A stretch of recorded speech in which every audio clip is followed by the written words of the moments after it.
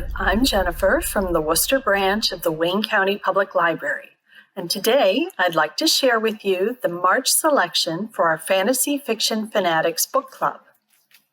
Legendborn by Tracy Deonn. 16-year-old Bree Matthews can't bear being at home following her mother's accidental death, and she eagerly escapes to her early college program at UNC Chapel Hill. Unfortunately, her school year starts off with witnessing a magical attack by a flying demon, a secret society of Legendborn fighting that demon, having her memories manipulated by a teenage mage called a Merlin, a tense encounter with a cop, and an early morning meeting with the dean. This one event has multiple repercussions. Her best friend and roommate, Alice, gets very angry with Bree, causing the two to drift apart. The dean assigns a peer mentor to Bree, introducing her to Nick Davis, a handsome and friendly young man who has his own connection to the Legendborn. And Bree realizes that not only did she resist the mind manipulation from the magical attack, she also remembers that another Merlin manipulated her mind after her mother's death. Everything points to the Legendborn having the answers to the questions she suddenly has about her mother's death.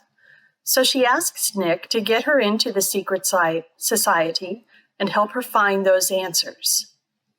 But when the Legendborn are revealed to be the descendants of King Arthur and the Knights of his Round Table, and when Bree discovers that she has magic of her own, Bree has to decide just how far she'll go to find the truth about her mother's death and about her own heritage. This book is a wild ride, and it was one of my favorite books from 2020. It draws, of course, on the legends of King Arthur and other Welsh traditions, but it also finds inspiration in African American history and the spiritual tradition of root work, also known as hoodoo or conjure, to create a unique magical system throughout the novel.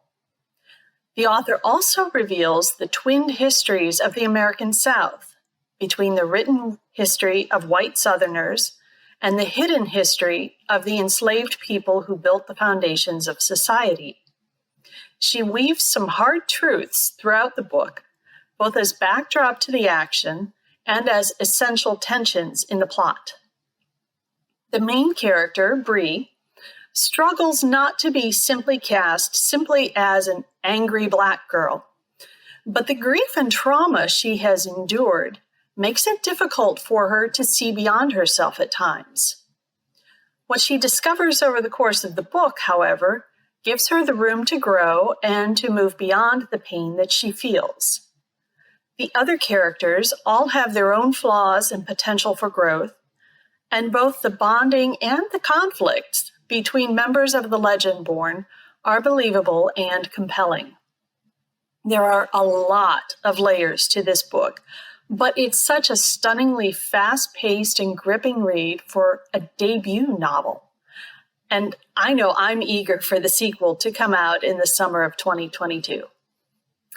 The author has kindly provided readers with content warnings for death of a parent, traumatic grief and flashbacks, alcohol consumption, memory manipulation, racist macro and microaggressions, blood, mild gore, combat violence, and mentions of physical abuse and sexual violence.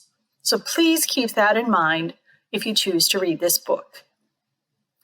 The Fantasy Fiction Fanatics meets every first Wednesday on Zoom, and we will discuss Legendborn on Wednesday, March 2nd at 6:30 p.m.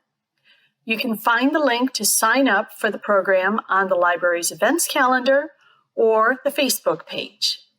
The book is available through CleveNet, and you can also find the ebook and the e-audiobook on Overdrive. Happy reading!